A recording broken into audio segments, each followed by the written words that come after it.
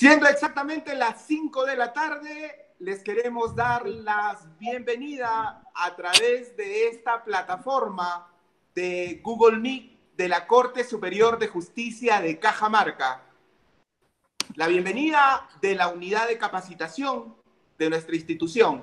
Asimismo, el día de hoy tenemos la conferencia virtual, los hechos y las pruebas en el procedimiento penal, que estará a cargo del doctor César Lino Azabache Caracciolo. Él es investigador para la Comisión Andina de Juristas, ex docente de la Universidad Católica y de la Academia de la Magistratura. Y para darle la bienvenida, el día de hoy voy a invitar al doctor Jorge Luis Villegas Puelles, juez del primer juzgado penal de Cajamarca. Adelante, doctor. Bien, muy buenas tardes con todos. Doctor César Azabache Caracciolo, bienvenido de manera virtual a la Corte de Cajamarca. Agradecerle su presencia en esta disertación que va a ser el día de hoy. Y bueno, estamos pues acá pendientes de que hoy día nos va a ilustrar de un tema muy importante como es la prueba en el proceso penal. Antes de continuar, vamos a dar una breve reseña de la carrera fructífera del doctor y su hoja de vida. El doctor César Azabache Caracciolo es director de Azabache Caracciolo Abogados, abogado especializado en litigios penales, investigador para la Comisión Andina de Juristas. Es profesor antiguo de la Universidad Católica y de la Academia de la Magistratura, como lo ha referido el disertador anterior. Conduce el espacio Entrevistas Legales en Coyuntura en la Revista de la Ley, miembro del directorio de la revista Gaceta Penal y columnista del Diario de la República. También es autor de múltiples ensayos sobre justicia penal y casos penales publicados en forma escrita y digital, y también ha sido ponente en diferentes certámenes nacionales e internacionales. Bien, esperando que el día de hoy, pues, vamos a estar muy atentos a lo que nos va a disertar. Antes de ello, quería pedirles a todos que prendamos nuestros micros para recibirlo con un fuerte aplauso al doctor César Azabache Caracciolo.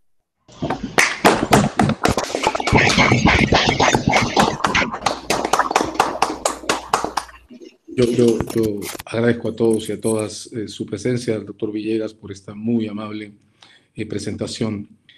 Vamos a hablar sobre pruebas en materia de justicia penal. Voy a presentarles 10 proposiciones sobre lo que creo suelen ser errores teóricos en el discurso estándar sobre las pruebas en nuestro medio. Antes de entrar a esa presentación, quiero muy brevemente también presentarles el marco de referencia desde el que la construyo. No es usual que nuestro discurso legal trate de buscar fundamentos en la teoría política, pero en la teoría política contemporánea hay un espacio muy fuerte de discusión vinculado a la redefinición de la teoría de la justicia.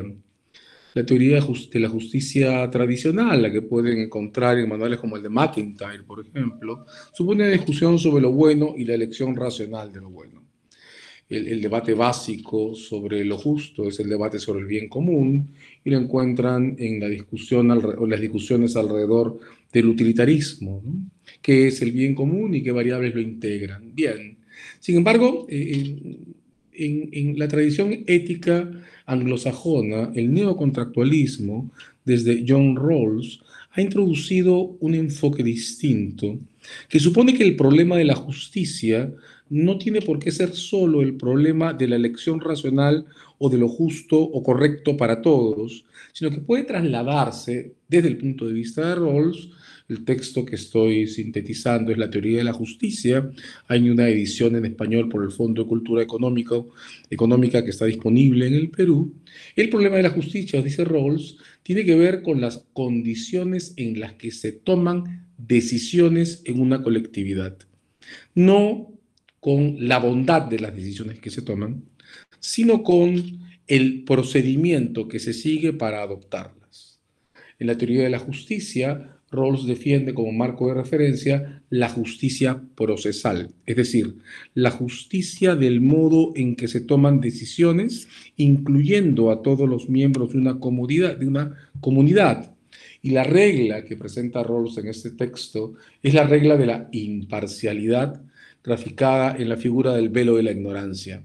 Dice Rawls, es justa esa decisión que podemos tomar todos, desprovistos de las circunstancias específicas que poseemos en la vida, asumiendo que aceptaríamos el resultado si estuviéramos en cualquier otra posición. El velo de la ignorancia es una figura que supone que reconozcamos como justo eso que aceptaríamos que ocurra también si somos el otro, no quienes somos en el momento en que pensamos. En una figura semejante, Rawls dice que, por ejemplo, la justicia procesal, la justicia por el procedimiento, es perfectamente realizable en actividades de distribución. El ejemplo es elemental. Una torta, dice Rawls, si tiene 6 comensales, puede ser dividida en 6 partes iguales, solo midiendo el grosor y el peso de la torta. De modo que el método matemático, en términos de distribución, puede producir resultados justos en la medida en que estos corresponderán a lo que todos los comensales habían esperado antes de iniciar el procedimiento de reparto. Hago esta introducción porque en una nota al pie de página, mientras Rawls presenta la teoría de la justicia procesal, comenta qué pasa con la justicia penal. En esa nota al pie de página, Rawls dice que la justicia penal forma, en cambio, un caso de justicia procesal imperfecta. ¿Por qué dice esto? Justicia procesal imperfecta. Rawls pone un punto y luego agrega. Ocurre con la justicia penal que el procedimiento tiene un objetivo, que las personas inocentes sean absueltas y las personas culpables sean condenadas. Suena bastante simple, suena a lo que cualquiera de nosotros podría decir, pero Rawls agrega, el problema está en que a diferencia de lo que ocurre con los procedimientos distributivos sobre bienes y servicios o sobre la riqueza, el procedimiento que se sigue para tomar decisiones sobre la absolución o la condena de una persona no produce resultados verificables al 100% en su certeza. La justicia penal, dice Rawls, forma un caso de justicia procesal imperfecta porque el margen de error existe. Es decir, a pesar de que el sistema se construye sobre la base de entender que el objetivo consiste en absolver a personas inocentes y condenar a personas culpables, no existe un método verificado científicamente, fiable al 100%, que nos permita asegurar que en todos los casos el resultado de un procedimiento institucional producirá la absolución de los inocentes y la condena de los culpables. El procedimiento judicial, entonces, se construye sobre ciertas cuotas de margen de error que es preciso estabilizar. Resultados. Bueno, este enfoque explica por qué el procedimiento judicial penal está basado en una serie de reglas que, aunque en el discurso apuntan a alcanzar la verdad, en la práctica lo que hacen es nivelar los riesgos del margen de error con el que inevitablemente trabaja la justicia penal. Ejemplo, el procedimiento de revisión de condenas. Procedimiento establecido para poder tener una vía de salida que permita compensar errores judiciales no deliberados, producidos por la falta de hallazgo de una primera sentencia que absolvía al condenado o por la falta de hallazgo de una evidencia que contradice lo que se estimó era la convicción absoluta que justificaba una condena. Segundo ejemplo es la presunción de inocencia. El hecho de que el procedimiento judicial penal esté establecido sobre una regla que obliga a solo condenar a una persona cuando la prueba ha alcanzado en la fórmula usual una cantidad tan abrumadora que corresponde a la duda, a la eliminación de toda duda razonable, la convicción más allá de toda duda, la certeza. Cualquiera de esas construcciones lo que indica es que, a diferencia de lo que ocurre con cualquier procedimiento civil, en el caso penal, en el que se reconocen institucionalmente las consecuencias de ese margen de error, la prueba tiene que tener tal cantidad y tal contundencia que debe permitir nivelar el riesgo de error hasta donde sea posible, y aún así la cosa juzgada penal será siempre revisable. Buena parte de los principios que orientan el procedimiento judicial penal están construidos en función a nivelar la cuota de margen de error con la que trabaja el sistema de justicia penal y están construidos sobre la base de reconocer que la verdad como construcción científica no es alcanzable en un procedimiento que está basado en una forma de verdad construida en términos prácticos, una verdad basada en la confianza, una verdad basada en el máximo esfuerzo por agotar las posibilidades de interpretación y prueba de los hechos que alega una parte, la Fiscalía, en contra de otra, la defensa. El fundamento entonces de la aproximación que defiendo hacia la teoría de las pruebas penales es el reconocimiento de un entorno institucional marcado por una inevitable cuota de error con la que es preciso trabajar y que debe definir el contenido práctico de los principios, las reglas y las doctrinas que utilizamos para valorar pruebas. Dicho esto, como introducción, déjenme hacer una anotación adicional. Dicho esto como introducción, es posible encontrar en la teoría de las pruebas penales un segundo fundamento que supone reconocer la asimetría que está implícita en la regla de presunción de inocencia, que es la regla fundamental en esta materia. Esa asimetría ha sido explicada por Robert Fletcher con un ejemplo sumamente gráfico. Robert Fletcher dice: si es preciso definir qué significa la prueba más allá de toda duda razonable, Fletcher escribe en el derecho anglosajón, es un autor inglés, de modo que el ejemplo es un campo de lanzamiento de jabalina. Él dice: si es preciso definir en términos prácticos qué significa la duda, la prueba más allá de toda duda razonable, tendríamos que imaginar un campo de lanzamiento de jabalina en el que el primer turno en el torneo corresponde a la Fiscalía. La Fiscalía debe lanzar la jabalina que porta hasta la yarda 100, que equivale a la convicción más allá de toda duda razonable. En el segundo turno de ese torneo le toca el movimiento a la defensa. La defensa tiene una regla institucional que le permite ganar el torneo si logra colocar la jabalina en la yarda 50. La yarda 50, no la 100. Establecimiento de una duda razonable. La asimetría que determina el juego de la regla de presunción de inocencia es quizás la mayor garantía institucional para proteger el resultado del sistema en la medida de lo posible del margen de error institucional con el que inevitablemente trabaja. Y sin embargo, seguirá siendo cierto que el punto de salida final estará definido por la provisionalidad de la condena. El procedimiento de revisión de condenas judiciales es el primer vehículo para corregir márgenes de error. Los errores morales o los cambios en el sentido moral institucional de la apreciación de los hechos explican que existan también amnistías e indultos para modificar el estado de cuestión que fija una sentencia judicial. Explicados de esta manera, los dos fundamentos principales desde los que creo debe organizarse la teoría de las pruebas penales, paso, con la venia de ustedes, a presentarles las 10 proposiciones que desde mi punto de vista definen con más claridad los errores o los errores usuales que se presentan en las teorías habituales sobre las pruebas. Pediría a alguien de organización que me confirme si se ve la pantalla que estoy intentando compartir. Sí, se ve, doctor. Perfecto, esa es la carátula de la presentación. Son entonces 10 errores los que voy a presentar. El primero, se prueba los elementos del delito. Esta proposición corresponde a la pregunta ¿qué es lo que debe probarse? Y se puede encontrar en algunos manuales al uso. Se prueban los elementos del delito. Hay un problema en esta proposición primera, y es que los elementos del delito están descritos en términos normativos.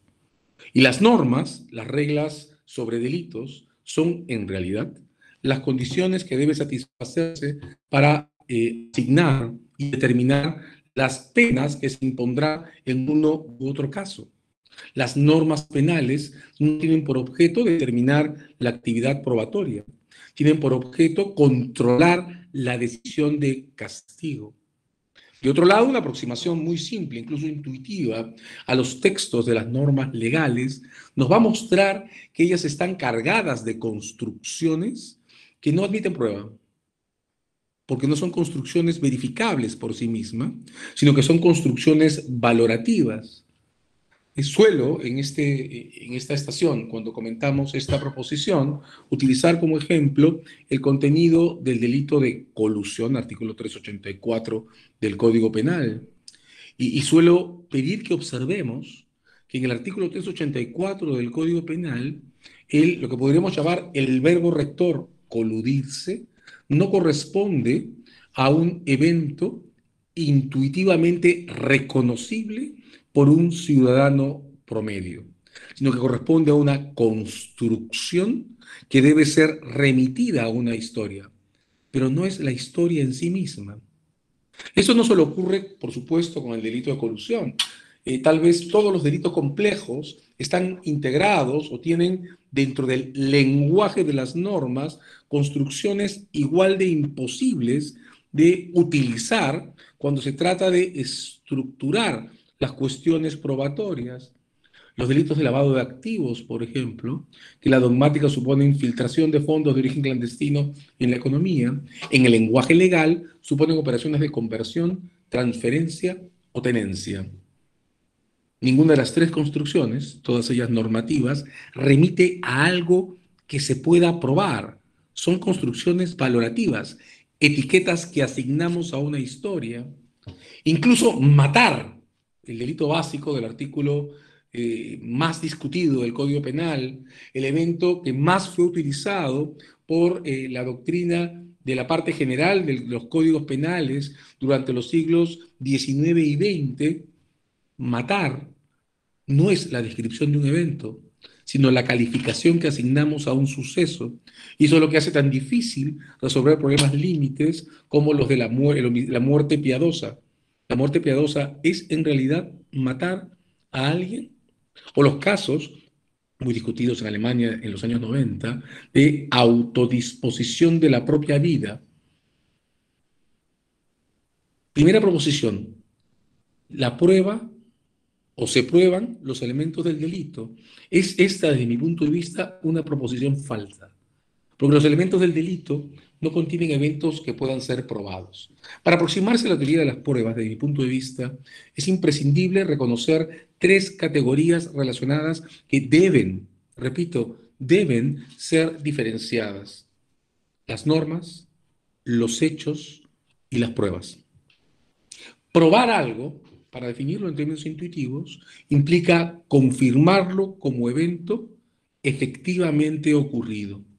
Solo esa proposición permite notar que lo que se prueba es algo que ha ocurrido y que por tanto puede ser descrito en condiciones de tiempo y lugar.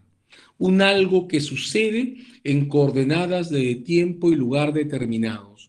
Un algo circunstanciado que no está en la norma, sino referido a través de una construcción valorativa con la que ese algo debe adecuarse. Entonces, lo que se prueba no son los elementos del delito. Lo que se prueba es un relato circunstanciado en términos de tiempo y lugar que se asigna como representación de los elementos de ese delito. Regresamos al artículo 384 del Código Penal. Si se afirma que el funcionario X se coludió con el ciudadano Y en un contrato público, pues se ha hecho una proposición imputativa, una de atribución de responsabilidad. Pero para probar el caso, primero hay que tener una historia.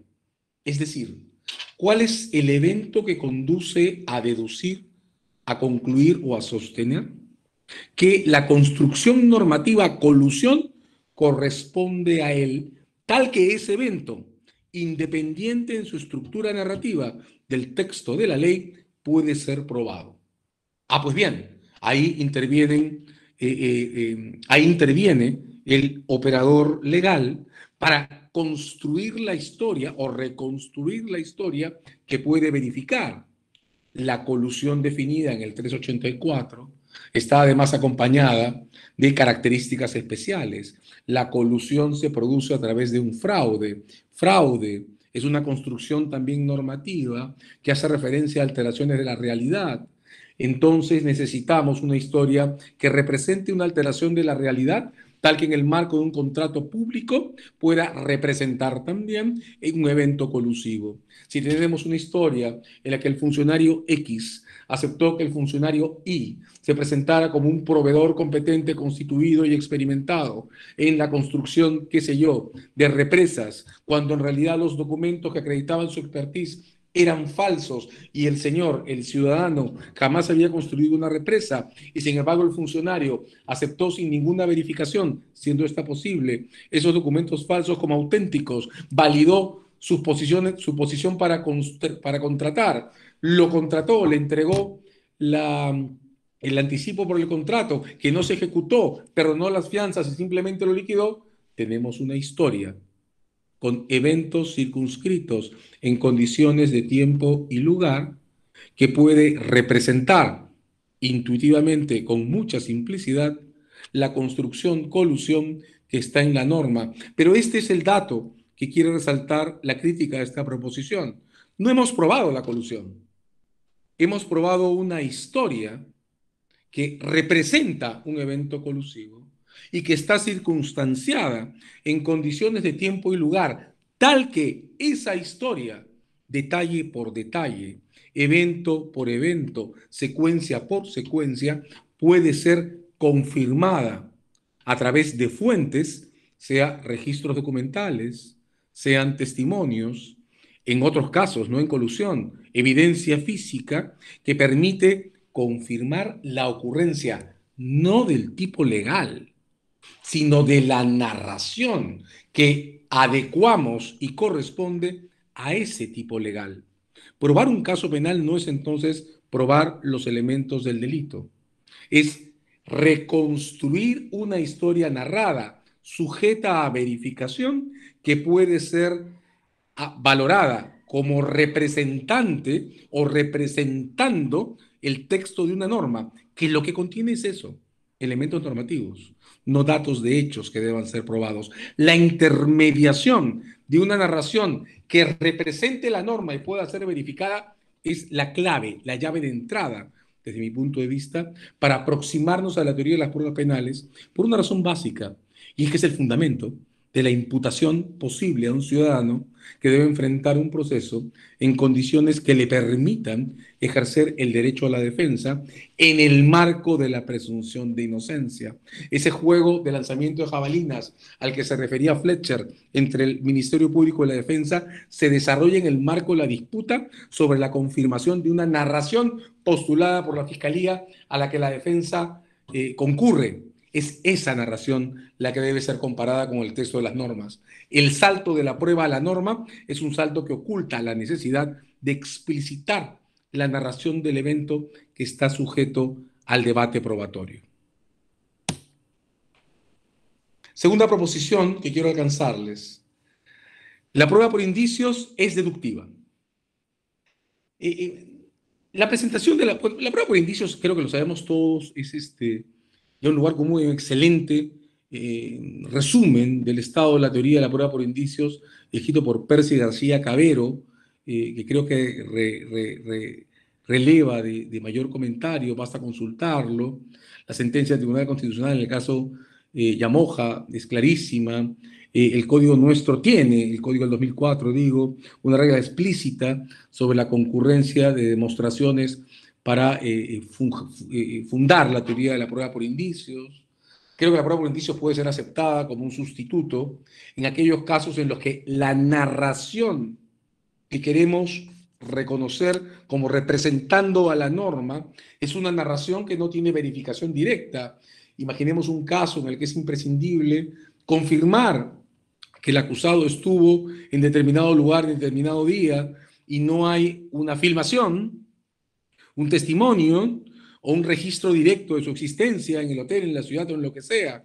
Y sin embargo, imaginemos que en la narración que se ha estructurado como representando la norma, esa posición en ese lugar, en ese día es fundamental.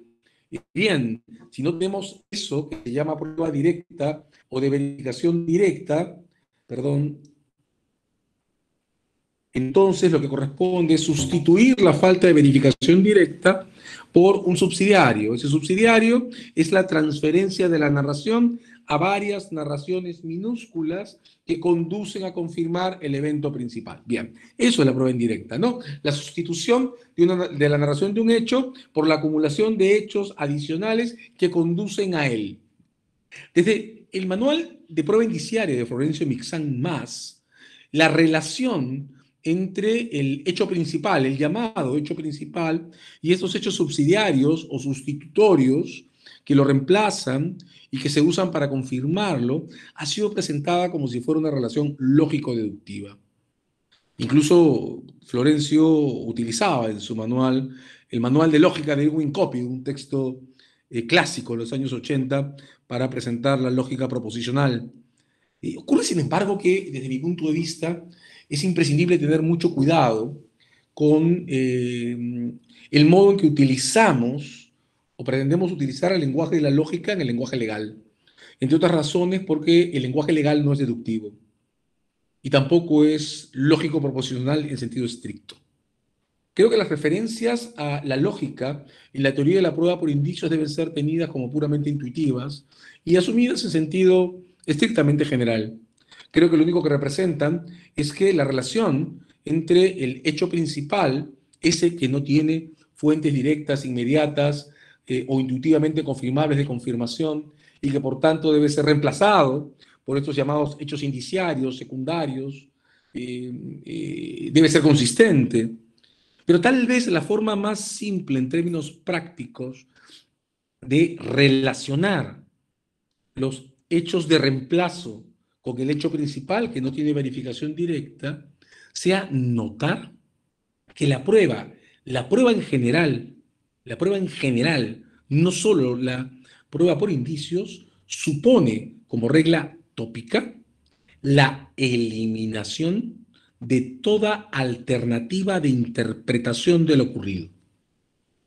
La eliminación de toda alternativa de interpretación de lo ocurrido. En el análisis del lenguaje eso se llama la reducción al absurdo. Un caso legal está probado, y de esto trata la convicción más allá de toda duda razonable, cuando la prueba de cargo ha logrado reducir al absurdo cualquier posición alternativa de la defensa. La meta de la prueba, más allá de toda duda razonable, es la reducción al absurdo, es decir, la eliminación de alternativas de interpretación sobre el evento ocurrido. Pruebo un caso legal cuando no solo establezco que el sujeto estuvo en el lugar en el que se cometió el crimen y el sujeto realizó un comportamiento que representa el contenido normativo de la regla sobre el delito, sino cuando además elimino toda posibilidad de soporte de las posiciones de la defensa. La defensa pretende que fue un error, pero tengo una evidencia que confirma que el sujeto reconoció a la víctima antes de disparar. El error está descartado. La defensa sostiene que el sujeto actuó en un homicidio por legítima defensa, pero puedo probar que antes del disparo no hubo ningún ataque de la víctima. La regla en general de la prueba, más allá de toda duda, es siempre la regla de la eliminación de las alternativas o de la reducción al absurdo de las alternativas. Es exactamente esa, desde mi punto de vista, la regla que rige la relación entre los llamados hechos de reemplazo en la prueba por indicios y el hecho principal. La prueba por indicios opera cuando la acumulación de hechos de reemplazo permite afirmar como ocurrido el hecho principal, descartando toda alternativa de ocurrencia. El caso supone que determinada persona estuviera en determinada ciudad en determinada fecha. No tenemos un registro de hotel que muestre que estuvo ahí. No tenemos consumos de tarjeta de crédito que muestren que estuvo ahí. No hemos logrado decodificar las señales de geolocalización de su celular, tal que prueben que estuvo ahí. No tenemos un testigo que lo haya visto ahí. No tenemos una fotografía que lo haya visto ahí. No tenemos un video del hotel en el que se habría hospedado. No tenemos nada. Y necesitamos probar que él estuvo ahí. Bueno, ¿cómo lo probamos? ¿Cómo llegamos a un punto de eliminación de alternativas? Si lo que se trata es de eliminar alternativas, el primer movimiento tendrá que ver con saber qué dice él, si es que ha declarado. ¿Dónde dice que estuvo? ¿Y la coartada que ha presentado es cierta o está mintiendo? Tenemos un caso de coartada fallida. Él no tiene explicación de dónde estuvo. Bien, descartemos las opciones. ¿Qué tal si buscamos, si podemos confirmar si estuvo en su casa o en la residencia habitual? Tampoco estuvo en el lugar en el que normalmente está. No estuvo en el lugar en el que dijo que estuvo. Y sin embargo, hay por lo menos un dato de referencia que marca su presencia en la zona, a diferencia de las otras anteriores. Entonces, ¿dónde más podría estar? Noten que la regla de eliminación de alternativas es el fundamento, además, del principio contradictorio. La razón por la que el contradictorio existe tiene dos explicaciones. La primera es el derecho de la defensa a presentar y aprobar un caso propio. Pero la segunda está en esta regla de la justicia procesal imperfecta de la que hablábamos al principio. Si el procedimiento judicial no tiene un método científico que permita afirmar con el 100% de certeza científica, redundo, que la decisión final del juicio es verdadera desde el punto de vista, vuelvo a redundar, de la ciencia, pues entonces para llegar a la decisión final de la ciencia es necesario que el procedimiento se abra para recibir todas las alternativas de interpretación que la defensa pueda proponer, porque solo derrotándolas, descartándolas, será posible afirmar la seguridad o la certeza social de la decisión tomada. Es exactamente la misma regla la que gobierna, desde mi punto de vista, la prueba por indicios. La prueba por indicios está completa o estará completa allí donde los hechos de reemplazo eliminen toda alternativa de interpretación a la tesis que se intenta probar. La prueba por indicios entonces es en realidad solo un caso de prueba en general, un caso en el cual hemos optado por presentar como proposición del caso que queremos representar o con el que queremos representar la ocurrencia del supuesto de hecho de la norma. Un caso en el que esa afirmación que tenemos no tiene prueba directa, no tiene evidencia de confirmación inmediata, pero se puede llegar a la afirmación de ese evento por eliminación de alternativas. La prueba por indicios entonces no es deductiva, es puramente moral, como toda la prueba. Es el resultado de la eliminación de las alternativas de interpretación o de las opciones que propone la defensa frente a la tesis de la Fiscalía. Tercera proposición que quiero presentarles. Se prueban los elementos objetivos y subjetivos del delito. Se prueban los elementos objetivos y subjetivos del delito. En principio, la prueba de los elementos objetivos está cubierta por la proposición 1.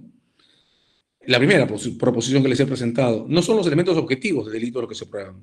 Se prueba una narración que el operador, la Fiscalía, ya que este es un caso, estamos hablando de justicia penal, propone como representativa de un tipo normativo. De modo que para comenzar, no se prueban los elementos objetivos del delito. Se prueba una narración que se postula como representativa del contenido de una norma.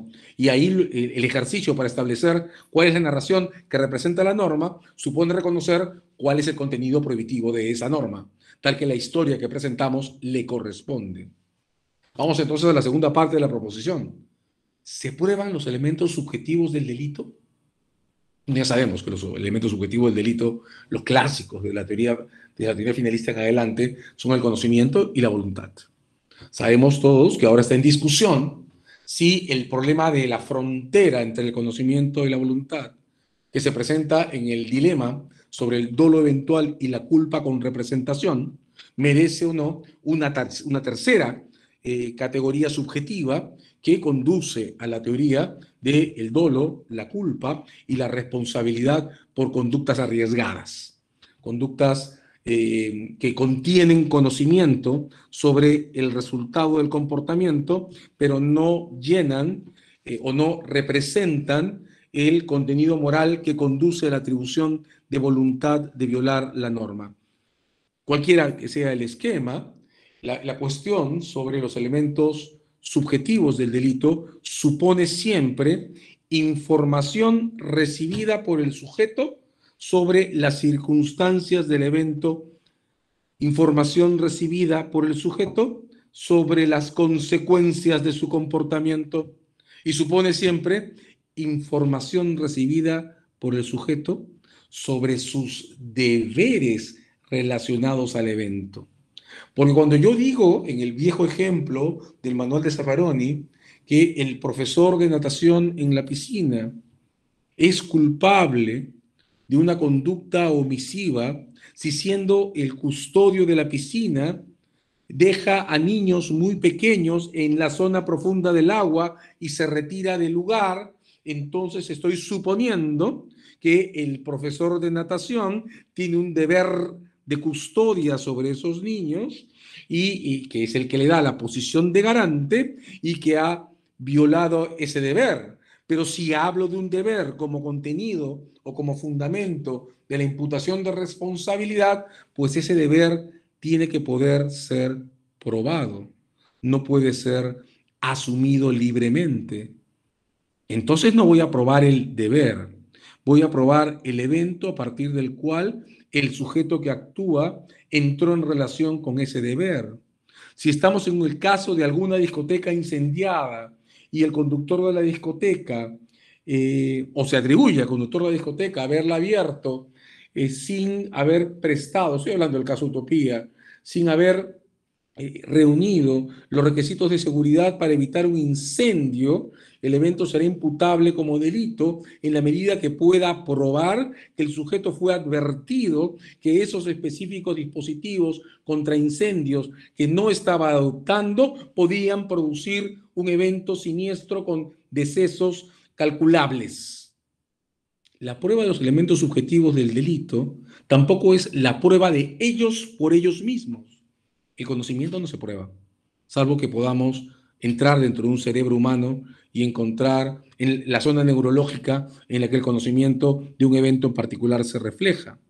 Lo que se prueba, de nuevo, igual con lo que con los elementos subjetivos, es una narración que es preciso construir, que representa la asignación de conocimiento al sujeto, tanto de las circunstancias del evento como de sus resultados, ya sean estos inminentes, que podrían causales, o de riesgo, como de los deberes que debían regular su comportamiento. El sujeto fue informado, entró en contacto con la víctima antes de disparar, de manera que no pueda luego alegar que pensó que era un oso en un evento de cacería, fue informado correctamente de los deberes que debía asumir antes de construir un edificio, se puso un velo para ignorar los deberes que correspondían a su rol. La prueba de los elementos subjetivos del delito, como la prueba de los elementos objetivos del delito, no es la prueba de ellos por ellos mismos, sino que es la prueba de una narración que es preciso construir y postular como representando el contenido de eso que las normas prohíben. Regresamos entonces al fundamento de la primera proposición.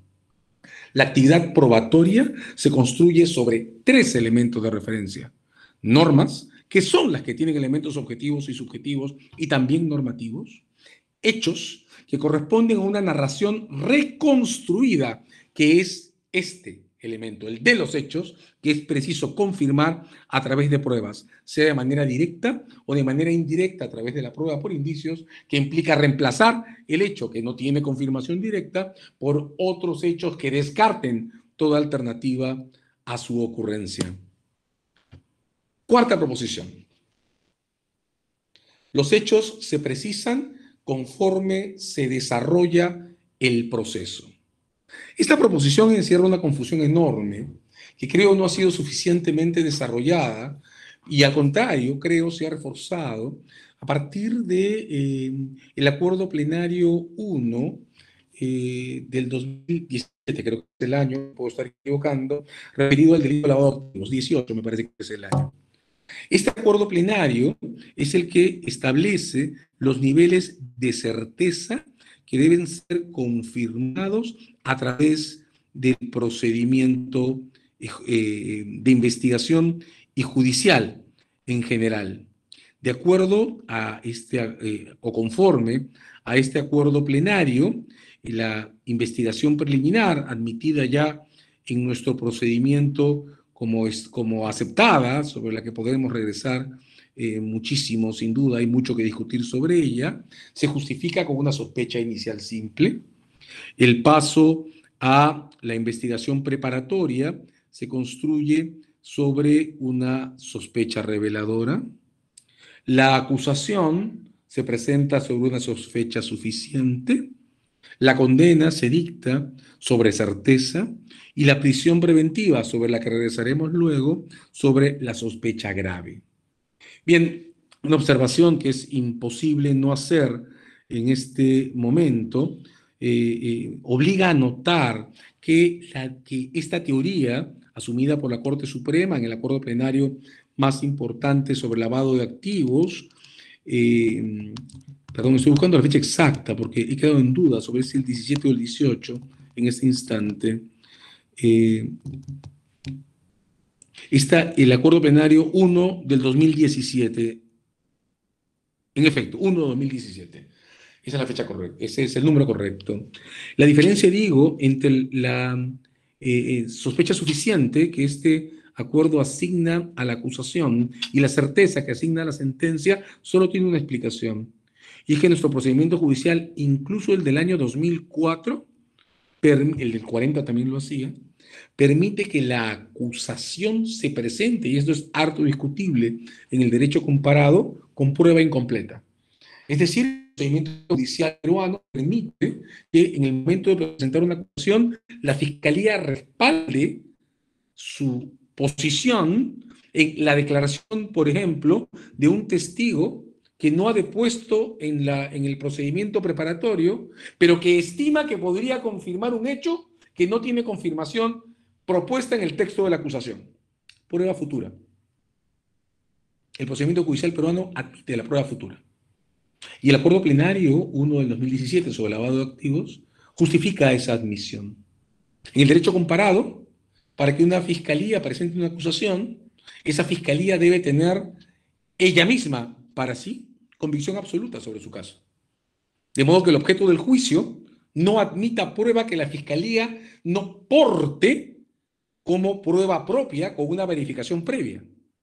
En el derecho comparado, un juicio no admite prueba incierta, solo admite prueba cerrada.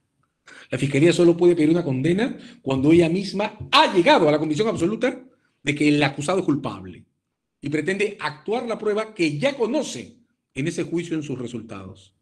Nuestro procedimiento no diferencia el nivel de certeza de la fiscalía del nivel, reconociéndolo como sospecha suficiente, respecto al nivel de certeza del tribunal, que asume como certeza. Esa diferencia de nivel abre el espacio para la prueba incierta o la prueba futura en juicio. Harto discutible es el modelo, sin embargo, que tenemos. Pero lo que quiere presentar esta proposición es un salto que no está en el Acuerdo Plenario 1-2007. Cuando el Acuerdo Plenario 1-2007 diferencia estos niveles, está hablando de la cantidad de prueba necesaria para transitar de una estación del procedimiento a la otra. No está hablando de la precisión de los hechos que se requieren para organizar el procedimiento. Lo que el acuerdo plenario dice es que un procedimiento se puede iniciar con una sospecha apenas apoyada, pero eso significa que la sospecha debe existir. Y eso supone, nuevamente, una diferenciación analítica entre el hecho que se planea investigar y la cantidad de evidencia que lo respalda. Desde mi punto de vista, el acuerdo plenario debe ser leído entonces en el siguiente sentido. La Convención Americana y el Pacto Internacional de Derechos Civiles y Políticos reconocen que la Fiscalía solo puede proceder sobre un evento completamente descrito. Lo que el acuerdo plenario dice es, sí, el evento debe estar completamente descrito desde el día 1. Eventualmente el evento, la descripción de los detalles del evento puede expandirse, pero el evento tiene que estar completo. Lo que no tiene que estar completo, no tiene cómo estarlo, es la evidencia que confirma el evento. De modo que para sostener el procedimiento se requerirá cada vez más evidencia, testimonios, documentos, registros, restos biológicos o físicos. Cada vez más evidencia, pero sobre la base de una historia que el día 1 tiene que estar completa, aunque luego pueda desarrollarse. El llamado principio evolutivo, asignado al Acuerdo Plenario 1-2017, es entonces evolutivo en dos términos. En términos de la cantidad de prueba o de elementos de convicción que se requiere en cada estación, de modo que se puede comenzar con muy poco, pero con algo, que es algo que además marca el Acuerdo Plenario 1-2017, y se puede incrementar la cantidad de evidencia a lo largo del proceso, admitiendo esta diferencia entre la sospecha suficiente de la acusación y la certeza de la condena, pero es un evolutivo que requiere que desde el punto inicial, por disposición del Pacto Internacional y de la Convención Americana, haya un evento completo. El día 1 puedo saber que hay un cadáver que fue levantado con restos de violencia que muestran que murió por disparo de arma de fuego. Eso ya es un homicidio completo. Puedo no saber quién lo mató y en consecuencia no puedo imputarle responsabilidad a nadie y entonces la investigación tendrá que comenzar en preliminar contra quien resulte responsable, sin cargos. Puedo no tener evidencia ni siquiera del tipo de arma que se usó en el disparo y necesitaré un peritaje balístico si es que hay algún resto del proyectil que se disparó. Incrementaré esa evidencia. La historia podrá crecer, pero en el día 1 hay una historia que representa un delito, un homicidio. Esa historia podrá crecer, pero ya es representativa de un homicidio.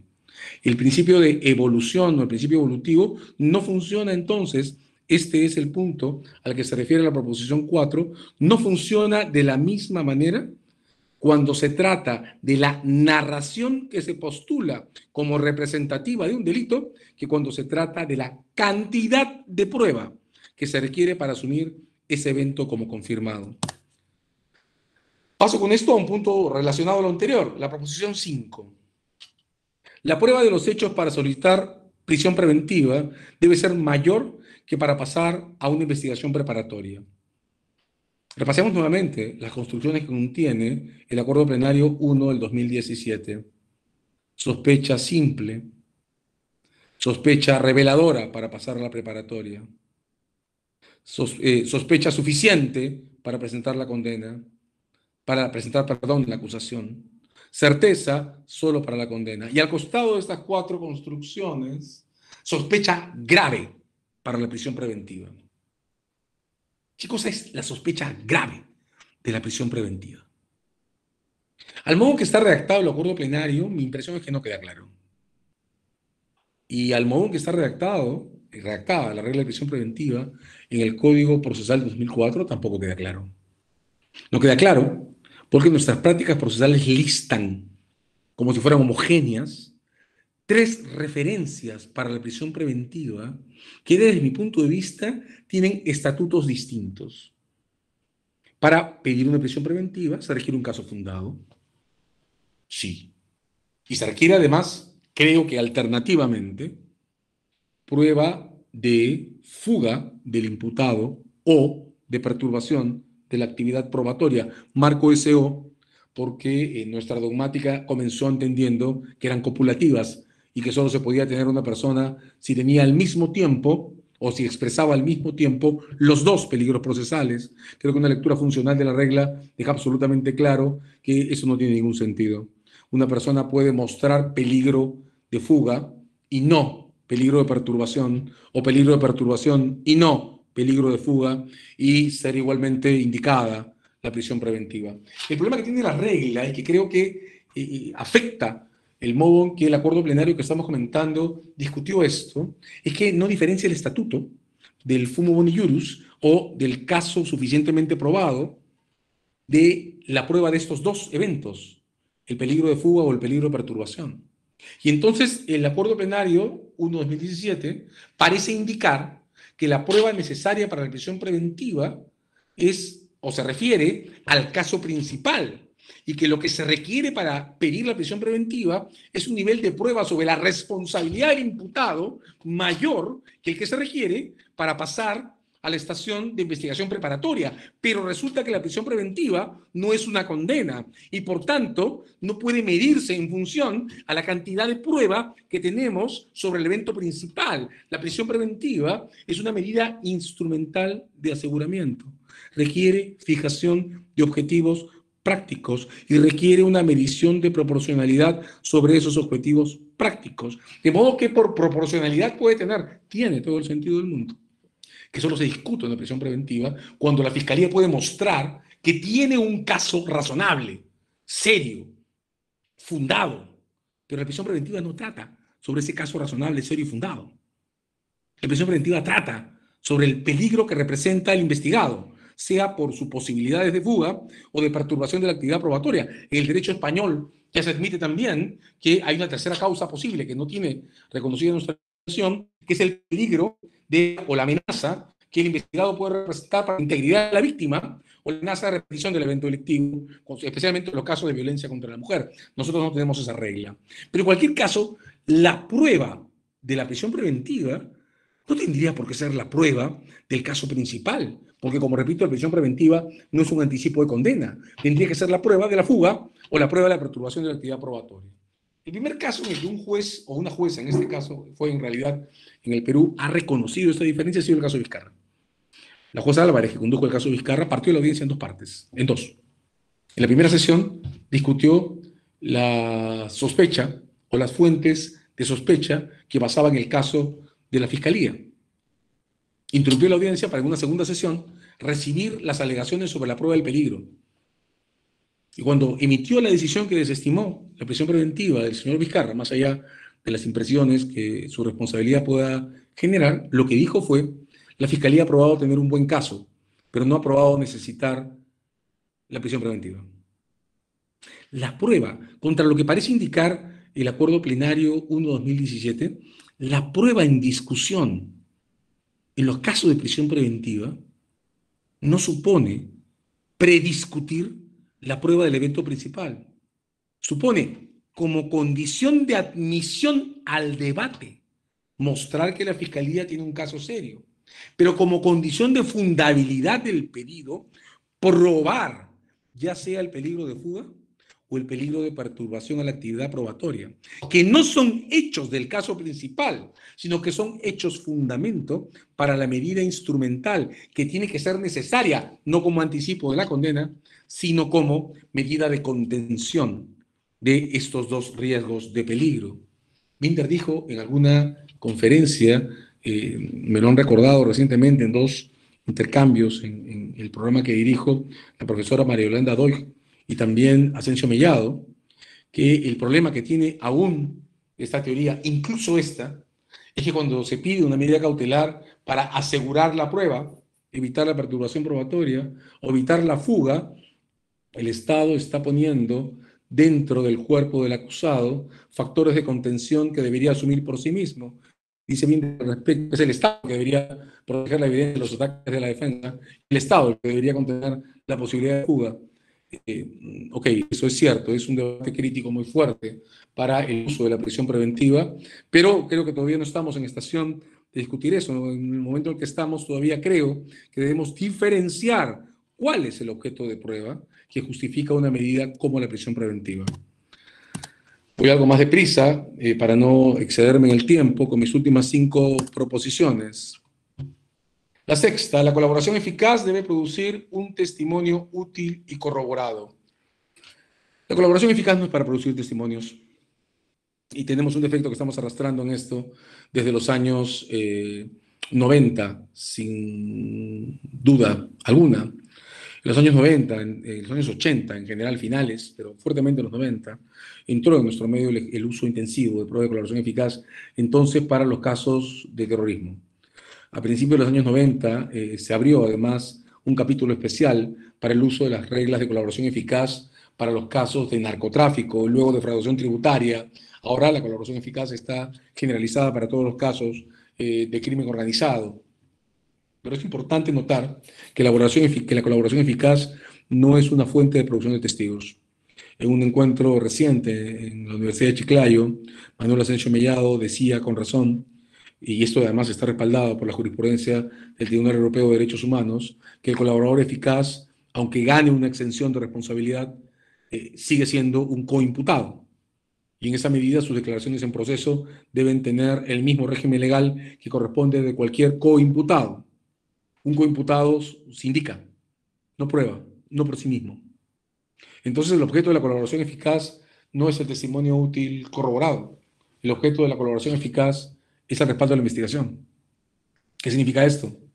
Que la colaboración eficaz, en principio, y esto ocurre en materia de las investigaciones sobre el narcotráfico en nuestro medio, los procedimientos de narcotráfico en esto, desde mi punto de vista, más allá de las críticas que evidentemente en un país como el nuestro, con las tasas de tráfico de estupefacientes que tiene, hay que mantener hacia el sistema de justicia penal antidrogas, pero los procedimientos por narcotráfico contienen características muy importantes que hay que mirar en estos aspectos, ¿no? La colaboración eficaz como las remesas controladas, o los agentes encubiertos son fuentes de información, antes que nada. Los premios que supone el sistema de delaciones son premios a la intervención de la policía. Y eso me permite sostener, lo vengo afirmando desde el principio del siglo, que la colaboración eficaz perfecta es una en la que nadie sabe en el procedimiento quién fue el delator. Porque la colaboración eficaz perfecta produce evidencia o produce eventos que son independientes al colaborador eficaz. Un colaborador eficaz presta un procedimiento, presta una cooperación perfecta cuando revela, por ejemplo, en qué parte de un puerto se va a traficar con estupefacientes, tal que la policía puede tener una intervención que produce un hallazgo en flagrancia. Pues este colaborador merece una exención. Y nadie en el procedimiento que sigue al hallazgo en flagrancia va a necesitar jamás que ese colaborador testifique, porque su aporte es independiente a él. Pasa exactamente lo mismo con el delator que lo que ocurre con el agente encubierto. Si es un agente encubierto que revela en qué punto del puerto se va a producir un intercambio de droga, nadie va a saber jamás quién es el agente encubierto que hizo esta revelación, porque el caso legal comienza con la intervención en flagrancia. La colaboración eficaz, sobre todo, funciona de manera perfecta cuando entrega información o cuando produce información que es independiente del colaborador, tal que el colaborador no tiene que ser luego expuesto como testigo en juicio. El modelo de colaboración eficaz productor de testigos fue el modelo de los Pentiti en los casos italianos contra la mafia. Nuestra Corte Suprema admite que el colaborador eficaz opere como testigo. Pero miren la enorme paradoja, ¿no? La Corte Suprema admite que el colaborador funcione como testigo, pero requiere que para que su testimonio sea valorado, entonces esté corroborado y apoyado por evidencia independiente a él. Y si hay evidencia independiente a él, entonces su testimonio no es en realidad un testimonio, sino solo una narración que integra los aspectos de esa evidencia independiente. Entonces el procedimiento no tendría que ser dirigido a producir ese testimonio, sino a producir evidencia suficiente que pueda ser independiente a él. La enorme paradoja de la colaboración eficaz y de la delación supone siempre el riesgo de empoderar al colaborador hasta convertirlo en una pieza que controla el procedimiento y un factor de asignación de verdad sobre el caso de la fiscalía. Y eso creo que es un síndrome que es preciso reconocer para contener. La colaboración eficaz debe producir evidencia independiente del colaborador, no un testigo.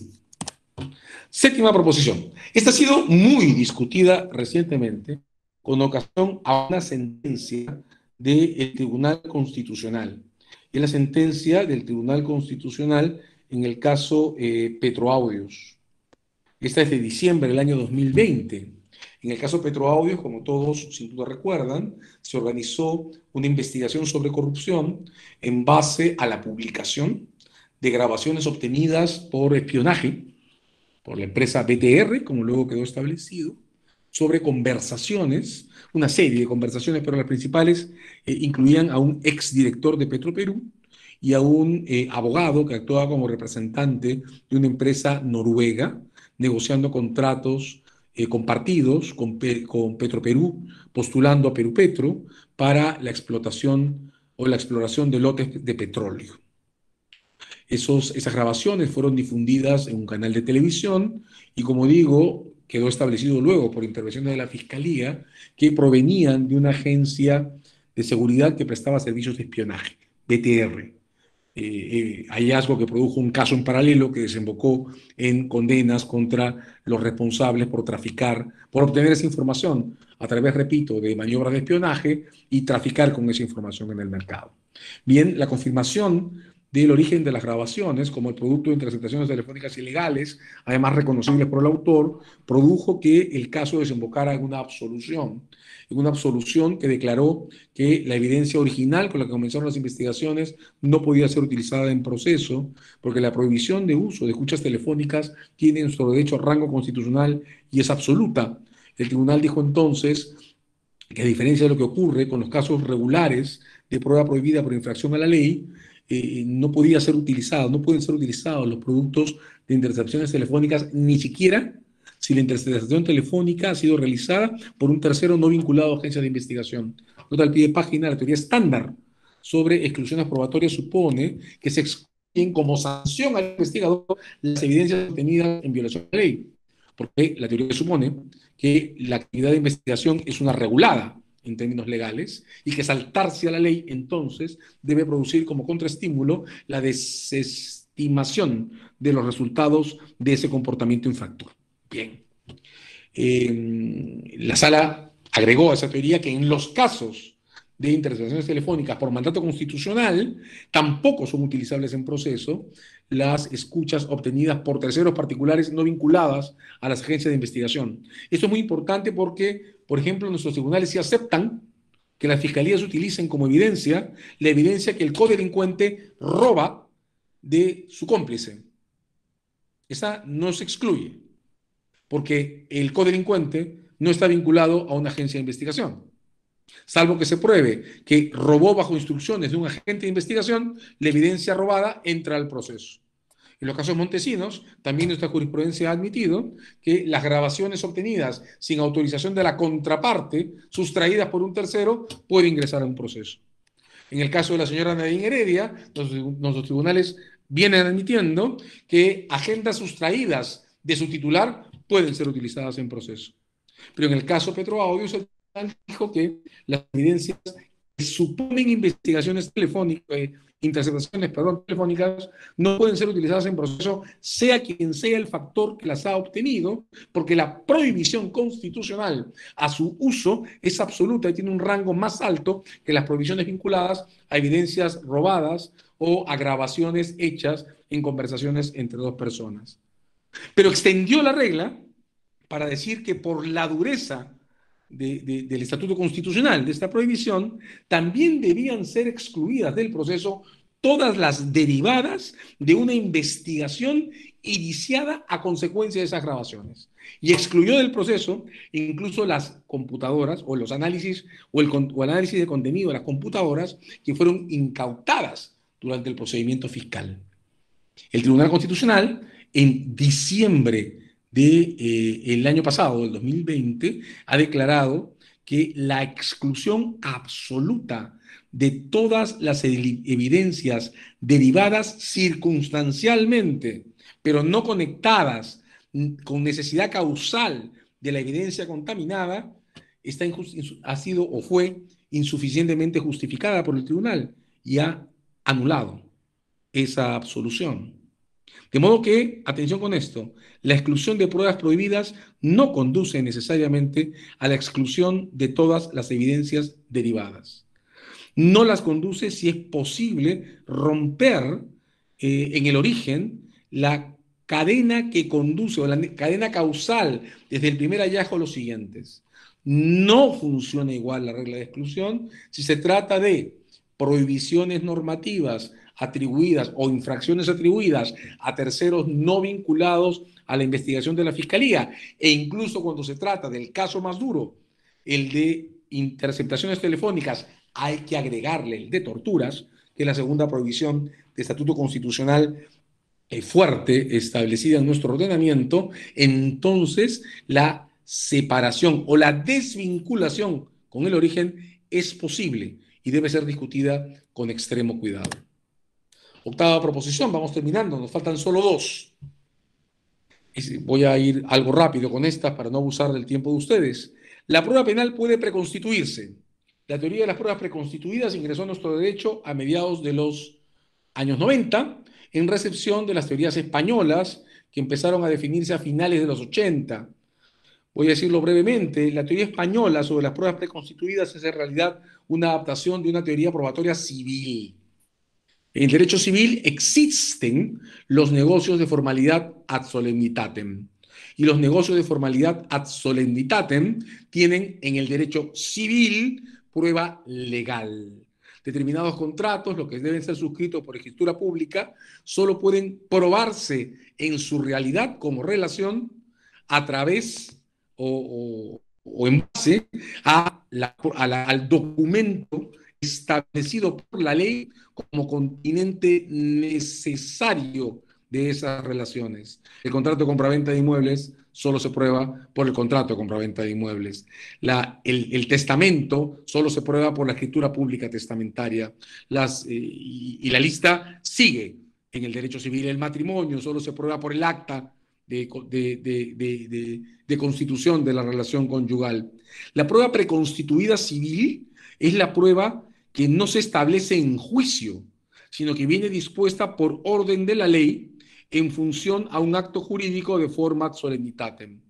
Esa construcción fue recibida en el derecho español a finales de los años 80, intentando exonerar a los agentes de policía que concurrían a la realización de inspecciones, registros, hallazgos o actas de intervención en flagrancia de concurrir a juicio.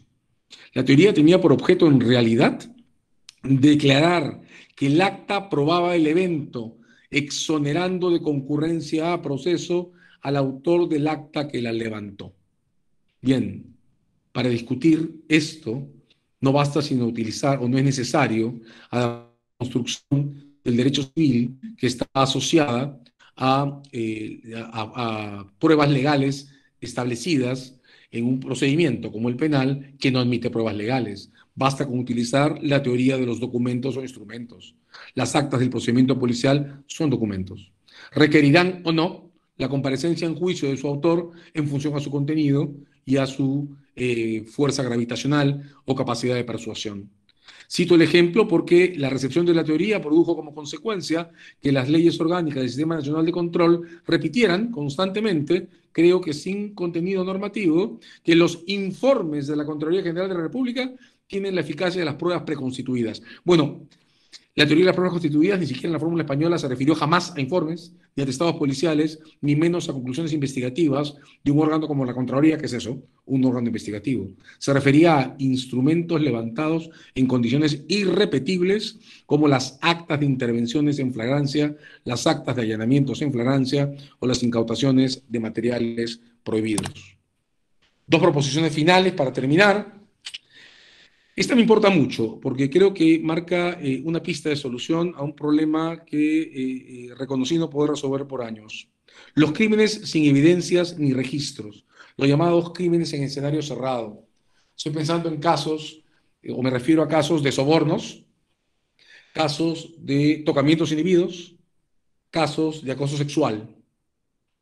A diferencia de los casos de violación, que generan evidencia física que es reconstruible, que requiere, hay que decirlo también, laboratorios y esfuerzos de investigación que en el Perú son sumamente escasos.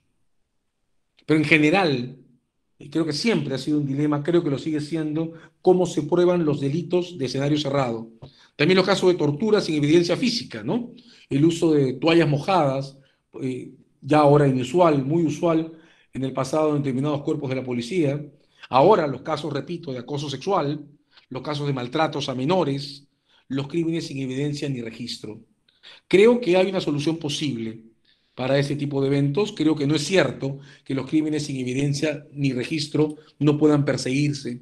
Creo que lo que ocurre es que toca asumir que los crímenes sin evidencia ni registro deben formar pautas, patrones, pistas que permitan desarrollar procedimientos de observación en tiempo real.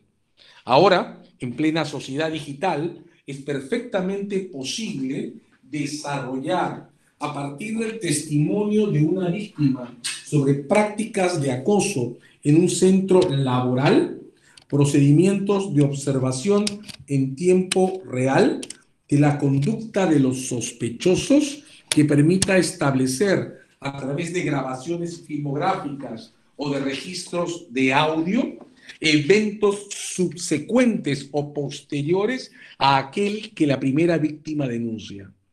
Las prácticas de la instalación de cámaras reservadas en habitaciones en las que se custodian niños han mostrado ser profundamente eficaces para la identificación de casos de maltrato infantil. Nada impide desarrollar procedimientos de observación en tiempo real semejantes para todo tipo de crimen en escenario cerrado. Y eso lo que obliga a notar es que los crímenes sin evidencia ni registro pueden perseguirse. No necesariamente en el evento del que es portador quien nos revela el primer testimonio como evento pasado. Pueden perseguirse si pasamos a considerar que los crímenes en proceso, los que se desarrollan a lo largo del tiempo, pueden marcar intervenciones en flagrancia cuando construimos observaciones de las repeticiones futuras. Podremos no sancionar el evento específico de acoso que sufrió una víctima el día de ayer en su centro de trabajo, pero ese evento específico de acoso que sufrió una víctima el día de ayer en su centro de trabajo puede ser el fundamento para iniciar un procedimiento de observación en tiempo real que permita intervenir en flagrancia al autor el día de mañana. Hay que empezar a pensar que el tiempo de construcción de casos legales no es solo el tiempo pasado, también puede ser el tiempo futuro. Y eso ocurre también en delitos de tráfico como los sobornos. El soborno que se pagó ayer y que nadie vio, pero que puede ser testificado por alguien, puede ser la base para iniciar un procedimiento de observación del comportamiento del sospechoso que permita intervenirlo en flagrancia en el evento futuro de mañana. Última proposición, la noto muy brevemente citando la fuente. El procedimiento nulo no genera pruebas nulas. La referencia es la sentencia de la Corte Interamericana de Derechos Humanos del año 2004, en el caso Loli Berenson. En ese caso, la Comisión Interamericana sostuvo que las pruebas contra la señora Loli Berenson, condenada por colaboración con el terrorismo en el Perú, debían fundar un procedimiento reconocible como violatorio de la Convención Americana, porque las primeras intervenciones policiales sobre la señora Loli Berenson fueron realizadas por policía bajo las órdenes de un fiscal militar y entregadas a un juez militar que era incompetente para conocer casos de terrorismo contra una persona civil. La Corte Interamericana declaró que la incompetencia del órgano original no fundaba la exclusión de la prueba si la prueba era independiente de las fuentes que la levantaron y había sido suficientemente revisada por un procedimiento contradictorio público posterior ante autoridades competentes. De modo que nulidad y exclusión probatoria no son tampoco dos construcciones que coincidan entre sí. Bueno, a todos y a todas, estas son las 10 proposiciones que quería presentarles como errores usuales en las doctrinas que circulan entre nosotros en materia probatoria, en materia de pruebas penales. Quedo a disposición de ustedes si nos alcanzara el tiempo para resolver algunas dudas o inquietudes que puedan quedar. Muchas gracias a los organizadores. Quedo a disposición. Perfecto, doctor César. Voy a preguntar a la plataforma si tenemos alguna consulta.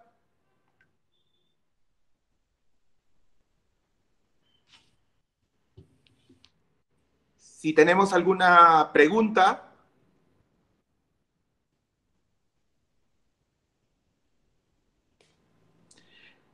Me parece, doctor César Lino Azabache Caracciolo, que está muy bien porque están felicitándolo por la conferencia. Gracias por estar gracias, dicen, excelente disertación, muchas gracias por la exposición, el doctor Fernando Bazán. Muchas gracias, doctor. Hay una pregunta, Juan Carlos, disculpa que te corte, habla el doctor Villegas, una pregunta ahí. Doctor Villegas, por favor, adelante. Sí, bueno, bien, la pregunta del doctor Manuel Enesio Mozo Honor es el siguiente. Cuando exista confesión sincera, ¿cuál debe la cantidad de prueba necesaria? Debe ser, supongo, la cantidad de prueba necesaria para poder aprobar un acuerdo y, en consecuencia, condenar mediante el proceso especial de terminación anticipada. ¿Me repite la pregunta, por favor, doctor? Sí, cuando exista confesión sincera, ¿cuál debe ser la cantidad de prueba necesaria para poder aprobar un acuerdo y, en consecuencia, condenar mediante el proceso especial de terminación anticipada? Ok, hablamos de un procedimiento de conformidad, ¿es correcto? Correcto. Es que hablamos de un procedimiento de conformidad, estamos suponiendo una acusación ya presentada, y eso significa que la Fiscalía ha lanzado un paquete que tendría que llenar el estándar de la prueba suficiente. Si se trata de un caso de conformidad, estamos hablando además de actos de instalación de juicio, de modo que la suficiencia de la prueba tendría que haber superado la estación intermedia de manera exitosa. Nota al pie de página. Nuestras prácticas procesales no están utilizando las reglas que contiene el código sobre el sobreseimiento. No son reglas muy claras, hay que decirlo, pero que permiten el sobreseimiento en estación intermedia por falta de prueba suficiente en la acusación. Imaginemos el caso. Se presenta una acusación, la Fiscalía sostiene que tiene prueba suficiente, se entra a la estación intermedia y en el momento que se controla la prueba de la acusación, se eliminan todas las que vienen con la acusación por falta de conducencia, de pertinencia o de utilidad. De modo que termina el procedimiento intermedio y la acusación no tiene prueba de respaldo. ¿Qué hay que hacer con ese caso? Sí, habría que sobreseerlo. Tengo que decir que mi observación práctica sobre el modo en que se están tratando los procedimientos intermedios muestra poca intensidad en el control sobre la suficiencia de la prueba y, sin embargo, el procedimiento lo permite, porque las pruebas o los elementos de convicción propuestos como pruebas por la Fiscalía en la acusación son controlados en la estación intermedia. Entonces siempre es posible, hay que anotarlo, no lo hacemos, pero es teóricamente posible que un procedimiento intermedio desemboque en un sobreseimiento por falta de prueba suficiente. Bien, supongamos que lo hiciéramos. Cuando la acusación pasa a la estación intermedia, lo que se produce es una convalidación de la suficiencia, en ese estándar que hemos comentado, en que la suficiencia no es certeza, pero es suficiencia. Cuando se desarrolla un procedimiento de conformidad en la instalación de juicio, la suficiencia de la prueba de la Fiscalía ya está confirmada. De modo que la conformidad de la defensa se expresa sobre esa suficiencia. No se necesita más prueba para la terminación anticipada por conformidad, porque la prueba ya viene acompañada por el control de la evidencia o de las proposiciones probatorias que la Fiscalía presentó en intermedio.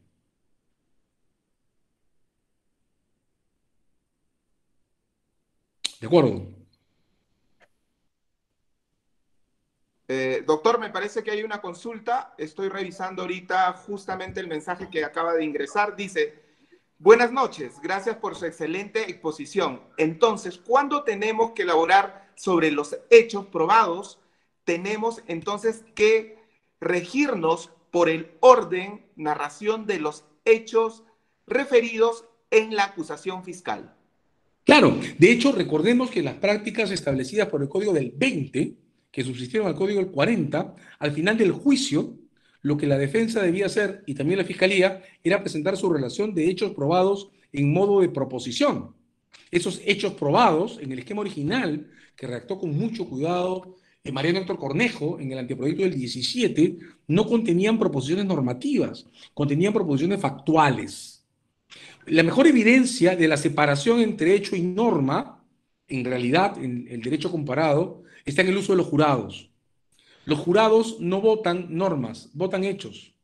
El guilty o non guilty, el derecho anglosajón, o la propia votación de cuestiones de hecho del Código del 20. De ahí viene, nota al pie de página, la votación de cuestiones de hecho y el listado de hechos probados que subsistió el Código del 40 proviene de un Código del 20 que en el anteproyecto, desde el anteproyecto del 17 tenía jurados.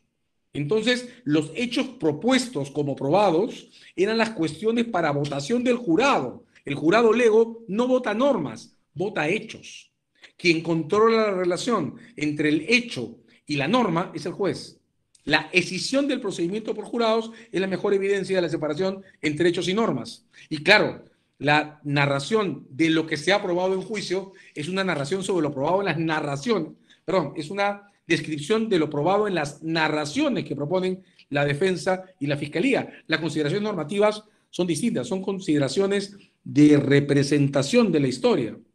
Entonces, en una sentencia, en la parte de consideraciones normativas, corresponde establecer cuál es el significado que el juez asigna a la regla de colusión en términos de su relación con el perjuicio y del contexto en el que se puede producir la colusión, si solo contratos públicos o cómo se llena la cláusula de analogía, si los procedimientos regulatorios entran o no entran, y luego lo que hay que contar es cuál es la historia que la Fiscalía ha relatado, tal que presenta como representación de una colusión, cuál es la historia que ha contado la defensa, qué probó cada una y cuáles son las consecuencias de la prueba más allá de toda duda, ¿no?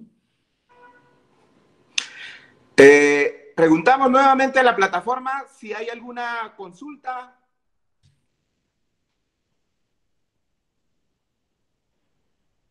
Doctor César Lino Azabache Caraciolo, me parece que no hay ninguna consulta. Justamente la doctora Edith Cabanillas está haciendo otra consulta. Un minuto. Ingreso al mensaje, dice: si es que en un delito de falsificación de documentos, verbi rector hacer, si no se expresa en la acusación día y lugar, y solo expresa que se falsificó por el peritaje grafotécnico, el juez penal unipersonal tendrá que devolver al juez de investigación para que precise. A ver, lo que ocurre es que normalmente, a ver, eso es una gran pregunta, porque los delitos de falsificación de documentos normalmente tienen dos historias.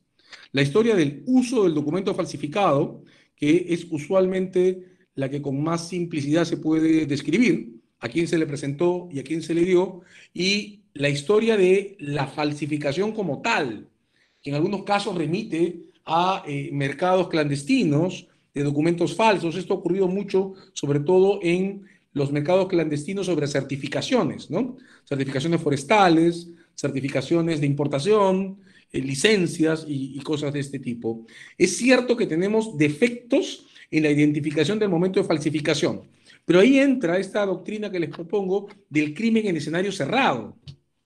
Si yo descubro a través del ingreso a una oficina de la administración un mercado de documentos falsos, certificados médicos, licencias de funcionamiento, licencias forestales, las que sean, entonces tengo casos de uso de documentos falsos. En esas historias no aparecen evidencias, no siempre aparecen, generalmente no aparecen, que me permitan reconstruir cuál es el mercado de fabricación y venta de esos documentos. Pero la existencia de esas historias me permite un segundo caso en paralelo, que como en todos los casos de crímenes de escenario cerrado, tiene que construirse sobre el futuro. Ok, observemos a través de procedimientos de remesa controlada, de agentes encubiertos, de delación premiada, cuáles son los mercados en los que se venden esos documentos, hasta que encontremos a la gente en flagrancia y entonces organizamos un otro caso. Digamos, si el día 1 hemos encontrado que una dependencia pública, una municipalidad, se ha presentado, qué sé yo, un certificado forestal falsificado, bueno, entonces tendríamos un caso de uso de documentos falsos. Si las historias no revelan dónde se obtuvo el documento, tendremos que observar a los sujetos, promover delaciones premiadas, buscar en el mercado en el que pueden haber recogido esos documentos hasta generar un segundo caso en flagrancia. No siempre las historias de un caso legal deben ser exhaustivas al 100%.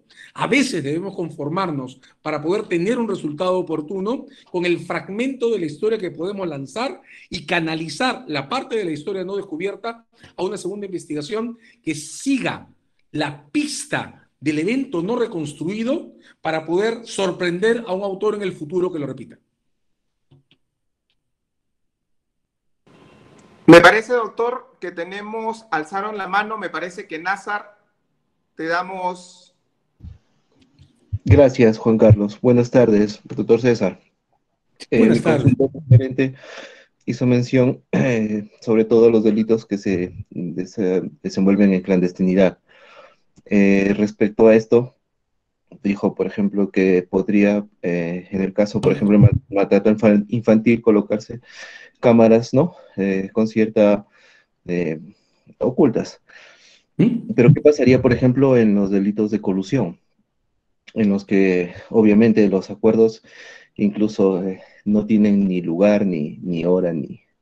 Y claro, es que el delito de colusión es muy complejo, es una gran pregunta. Entonces, ahí mi consulta. ¿Esta clase de delitos se podrían digamos, probar con prueba indiciaria netamente, a Bueno, lo de que hecho, voy. Por ejemplo, en el caso de que, no sé, se me ocurre una contratación con el Estado, el, eh, de repente el acuerdo colusorio se puede evidenciar mediante los indicios que se pueden observar en todo el expediente técnico, ¿no? Para dar un ejemplo, se acordó en las bases de la licitación y en el expediente técnico se estableció que se utilizaría, por ejemplo, una plancha compactadora de 200 caballos de fuerza. Sin embargo, en la recepción o en el cuaderno del residente de obra de reacción diario, se utilizaron solamente una compactadora de 110 caballos de fuerza. Indicios así, por ejemplo, ¿no? Que obviamente es un costo menor. Pero, o sea, solamente para dar un ejemplo, acumulados estos indicios, ¿podrían ello conllevar a acreditar efectivamente ese acuerdo colusorio? a Y ver, ahí mi- sí, es una gran pregunta. La Corte Suprema admite que la colusión sea aprobada por acumulación de eventos, ¿de acuerdo? Y llama eso prueba indiciaria. La cuestión tiene que ver con que la colusión no tiene como objeto de referencia al acuerdo, atribuye la escena de un fraude al acuerdo. Pero si miramos con cuidado la regla, el concertarse de la colusión está relacionado con una construcción adicional, defraudación. La defraudación es sinónimo de fraude.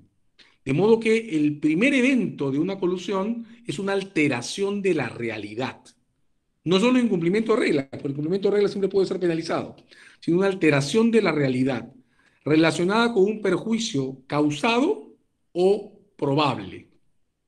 El defecto que tiene la regla de colusión es que introduce en el contenido del injusto el acuerdo colusorio, pero el acuerdo colusorio es un evento hipotético, de probanza remota. Ni siquiera es el soborno del cohecho, ¿verdad? Con el soborno del cohecho pasa lo que en todos los crímenes de escenario cerrado. Un funcionario de municipalidad nos puede contar una historia de sobornos sobre la que no tiene evidencia, pero que justifica que iniciemos un procedimiento de observación en tiempo real basado en escuchas telefónicas, agentes encubiertos y cosas de este tipo para poder intervenir al sujeto de sobornos en su siguiente operación. La colusión, pensada como hecho del pasado, se prueba a través del hallazgo de un fraude y de un fraude producido en circunstancias que muestran la convergencia de los sujetos. Si vamos a utilizar la colusión como una forma semejante al soborno, pues habría que decir lo mismo. La colusión podría justificar la intervención en flagrancia futura por el siguiente evento colusorio de los mismos sujetos. Si un funcionario de la municipalidad me cuenta que el alcalde está coludiéndose con determinados prestadores de servicio, entonces desarrollaré un evento futuro. Y lo que haré será interceptar su teléfono, poner un agente cubierto, hacer videovigilancia. Y claro, en ese caso probablemente lo que voy a descubrir no es una colusión, es un soborno. Entonces, claro, el problema con la colusión es que la trampa está en que el delito está construido para reemplazar los casos de soborno por casos de eventos pasados. Y como se trata de eventos pasados, entonces la construcción tiene que ser muy poderosa para mostrar que el procedimiento fue falso. Una simulación para encubrir una selección basada en razones puramente subjetivas y sin justificación. Pero el objeto de prueba no está en la colusión como encuentro o como pacto secreto abajo de la mesa. Está en el fraude compartido. Señores, yo quiero agradecer este evento. Estoy profundamente contento de su paciencia, de su tolerancia, de sus preguntas. Voy a hacer autopublicidad. Las 10 proposiciones que les he presentado van a ser organizadas en un texto que publicaremos pronto y que alcanzaremos a la Corte para que pueda ser distribuido, accesible, tenido presente. De verdad agradezco su concurrencia. Muchas gracias a todos. Muchas gracias a la Corte. Muchas gracias, señor juez, por recibirme. Muchas gracias. Doctor César Lino Azabache Caraciolo, muchísimas gracias a nombre de la Unidad de Capacitación de la Corte Superior de Justicia de Cajamarca. Esperamos poderlo tener próximamente en otro evento académico. Queremos agradecer a los señores magistrados y trabajadores jurisdiccionales y también a los que no pertenecen a nuestra institución por haber participado de este evento. Muchísimas gracias. Siguen llegando las felicitaciones, doctor. Muchas gracias. Muchas gracias a todos ustedes, gracias a todos y a todas. Cuídense mucho, por favor. Muchas gracias, doctor. Muy Hasta amable. pronto. Muchas gracias. Sí, asimismo, Doctor la Corte Villegas, Superior de Justicia de mi primer Cajamarca. agradecimiento. A usted, doctor, muchas gracias. Gracias por parte de la Comisión de Capacitación en el área penal de la Corte de Cajamarca. Bien, Muy doctor amable. Villegas. Siempre a sus órdenes. Hasta pronto. A los que aún siguen en plataforma, se les recuerda que la Corte Superior de Justicia de Cajamarca les recomienda usar siempre la mascarilla y también su facial. No se olviden que es muy importante. La vida ahora vale mucho. Muchísimas gracias y nos estamos viendo en otro evento académico. Hasta la próxima.